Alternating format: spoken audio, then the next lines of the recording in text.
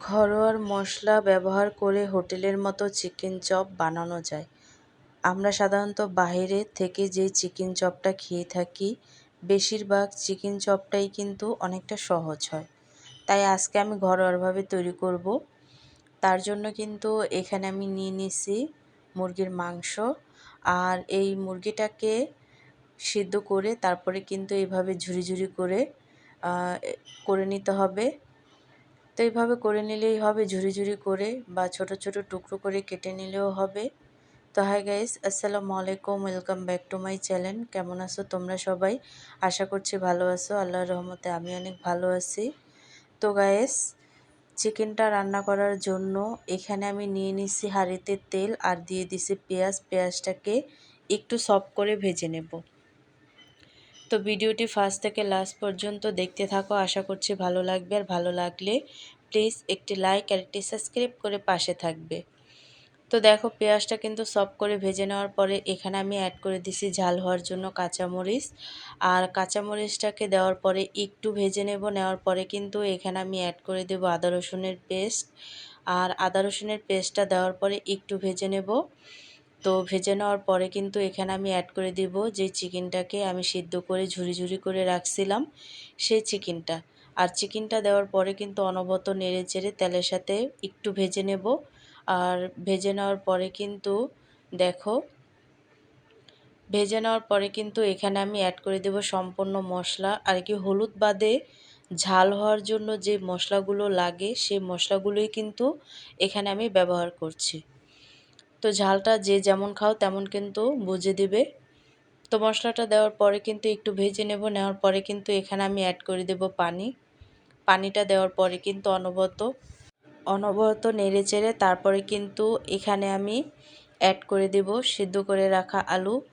আর এই মাংসটাকে কিন্তু একটু ভালোভাবে ভেজে তারপরে কিন্তু এই সিদ্ধ করে রাখা আলুটাকে এখানে অ্যাড করতে হবে। আর এই আলুটাকে আগে থেকে সিদ্ধ করে ভালোভাবে ম্যাশ করে নিছি। নেওয়ার পরে কিন্তু এখানে অ্যাড করে দিছি। দেওয়ার পরে অনবরত নেড়ে চেড়ে এই মশলার সাথে একেবারেই মিক্স করে ভাজা ভাজা করে নিছি, দেখতেই পাচ্ছ।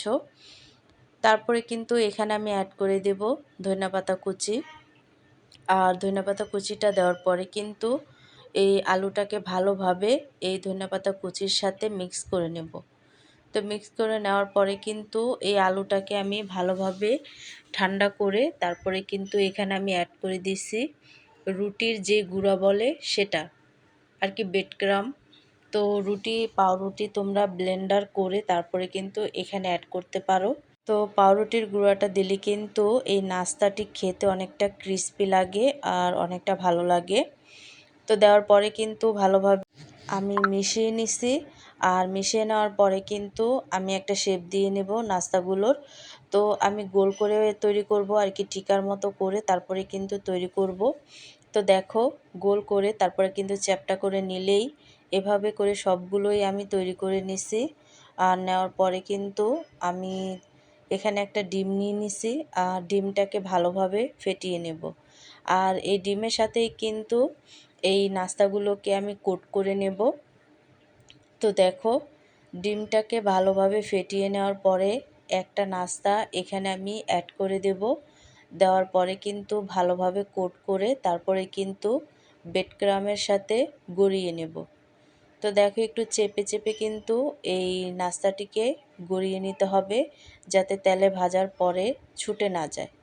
তো এইভাবে করে সবগুলো নাস্তাই কিন্তু আমি কোট করে নিছি। নেওয়ার পরে কিন্তু ভেজে নেব।